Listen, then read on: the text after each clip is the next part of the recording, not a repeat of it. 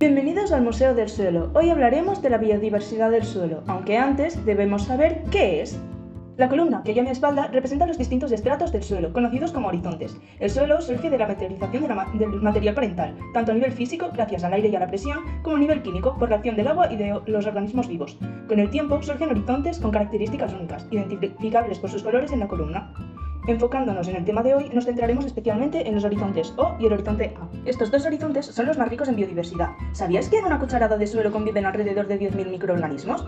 La acumulación y descomposición de materia orgánica proveniente de los organismos que habitan tanto en la superficie como en el perfil del suelo dan origen a estos horizontes. Pero, ¿qué organismos son esos? Es fascinante pensar que el suelo es un hábitat inmenso en el que se desconoce con exactitud cuántos organismos lo habitan.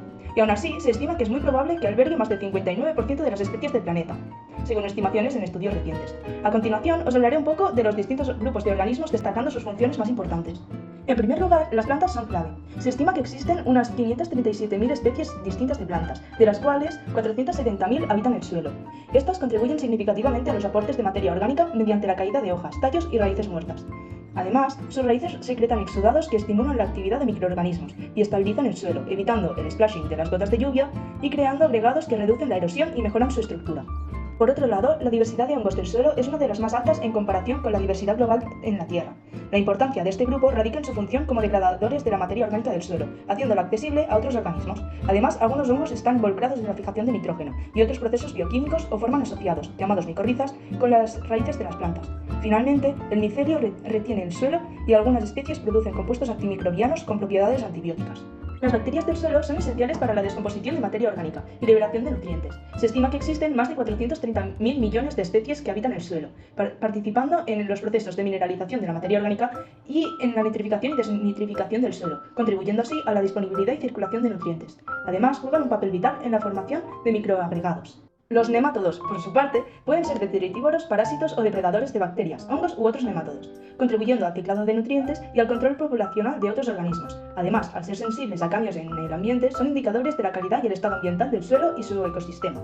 Los gusanos de tierra son claves en la formación de humus, gracias a sus excreciones conocidas como lombricompostaje, y en la mejora de la calidad del suelo. Sus túneles aportan estructura y estabilidad, beneficiando la diversidad biológica. Los artrópodos son el grupo más diverso del mundo, con estimaciones de hasta 30.000 millones de especies en total, de las cuales el 30,4% aproximadamente habitarían el suelo. Estos participan en muchos procesos, como la translocación y descomposición de la materia orgánica, el ciclo de nutrientes, la formación de la estructura del suelo y, en consecuencia, la regulación del agua. Los grupos con menos especies en el suelo son los mamíferos, con un 3,8% de las especies, y los moluscos, un 20,4% de las especies, ya que han evolucionado principalmente para vivir en la superficie y en los océanos, respectivamente. Aún así, las galerías excavadas por los mamíferos mejoran la aireación y la calidad del suelo. Finalmente, y aunque no vivan directamente en el suelo, los animales que habitan sobre él cierran la cadena trófica, regulando ciertas poblaciones y aportando materia orgánica con sus excrementos y al morir.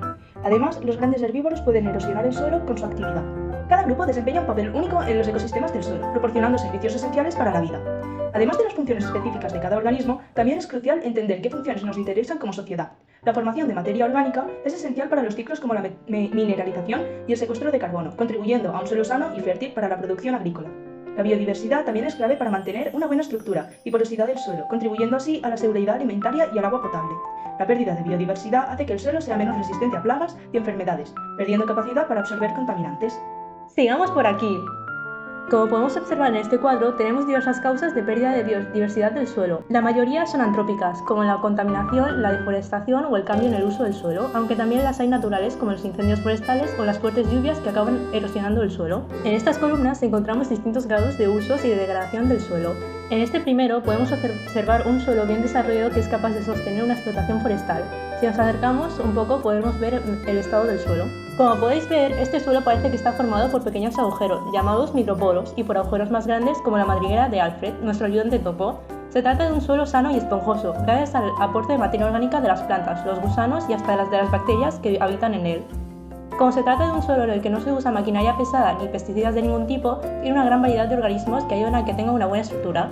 Podemos afirmar que es un suelo poco degradado. Como Anthony no estaba cortando en exceso ni usando pesticidas, el suelo anterior era sano. ¿Pero qué pasaría si el suelo quedara desnudo? Acerquémonos a esta columna para verlo.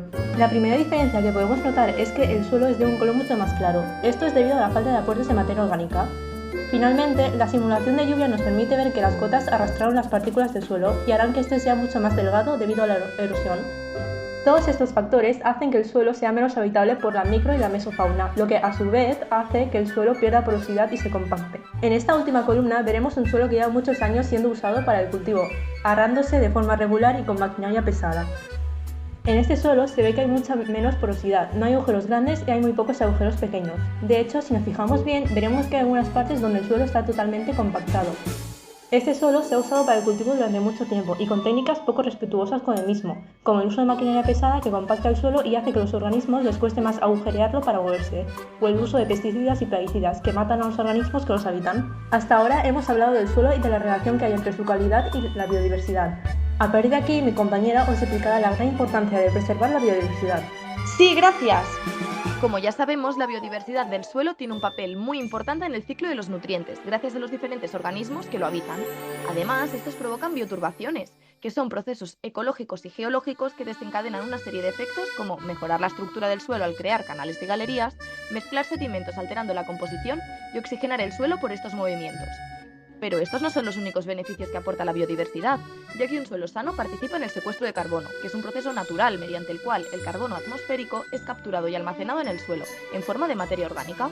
Este es un proceso crucial para mitigar el cambio climático, ya que ayuda a reducir la concentración de dióxido de carbono en la atmósfera. Si perdemos la biodiversidad en los suelos, estos ciclos tan importantes se verían ralentizados o interrumpidos, dejando a los suelos vulnerables ante condiciones climáticas extremas, como sequías o inundaciones, y afectando negativamente la producción de alimentos. Aquí tenemos un ejemplo de cómo la presencia de microorganismos altera la superficie del suelo.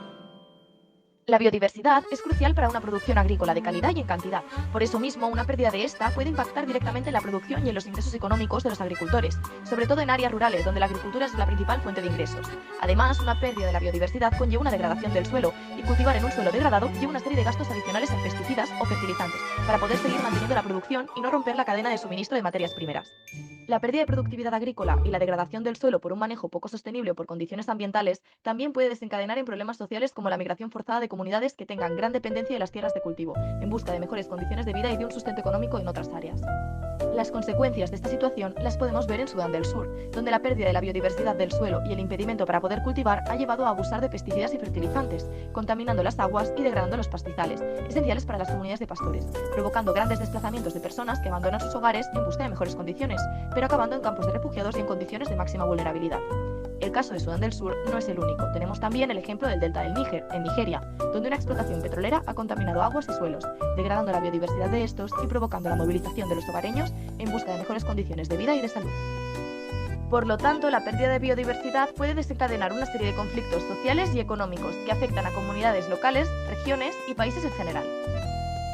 En este cuadro podemos ver diferentes estrategias que se pueden adoptar para cultivar de manera respetuosa, como la rotación de cultivos, labranza mínima, gestión de riego y eficiente, uso de compost y lombricompuesto para mejorar la fertilidad y la productividad, controlar la carga animal para evitar el sobrepastoreo y la implementación de sistemas agroforestales y silvopastoriles que no solo diversifican las fuentes de ingresos de los agricultores, sino que también promueven la conservación del suelo y la biodiversidad. De esta manera podemos empezar a asegurar una salud del suelo adecuada. La reforestación y la restauración de ecosistemas también desempeñan un papel crucial en la prevención de la degradación del suelo. Plantar árboles no solo estabiliza el suelo reduciendo la erosión, sino que también mejora la calidad del suelo al aumentar su contenido de materia orgánica. Y por último, pero no menos importante, los recursos educativos de concienciación pública, como por ejemplo este vídeo, tienen un papel crucial en la lucha contra la degradación del suelo. Informar a la sociedad sobre la importancia del suelo, sobre cómo es un recurso indispensable y que además no es renovable, puede aumentar la sensibilización de las personas y ayudar a ver estos impactos negativos y las grandes consecuencias que traen. Un ejemplo sería informar a los agricultores sobre cómo conseguir una fertilidad química sostenible. Ya que no vamos a evitar los cultivos, está en nuestra mano hacerlos más respetuosos con el medio ambiente para garantizar la salud del suelo a largo plazo. Actualmente, al ser un tema muy reciente, no existe normativa concreta para la protección de la biodiversidad del suelo, pero sí que existe legislación para la protección general del suelo, que actúa como efecto paraguas para la protección de la biodiversidad. Y además, para el 2030, la Unión Europea pretende aplicar una estrategia para frenar la pérdida de biodiversidad, ya que en estos últimos años es cuando se ha empezado a valorar la biodiversidad y la importancia que tiene en el suelo. Esta estrategia quiere establecer un marco y unas medidas concretas para poder proteger y restaurar los suelos, asegurando que se utilicen de manera sostenible para evitar la pérdida de la biodiversidad y las consecuencias que esto conlleva. Como hemos podido ver a lo largo de este vídeo y con la ayuda de Alfred y sus amigos, hemos aprendido que la biodiversidad del suelo tiene mucha importancia.